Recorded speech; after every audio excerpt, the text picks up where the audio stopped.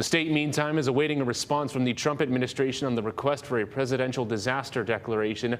Governor Josh Green today released a copy of the letter he sent to the president yesterday. A request the government provide 90% of the funding for the recovery effort, including debris removal and repairs. The governor's letter says the total statewide damage may exceed $1 billion.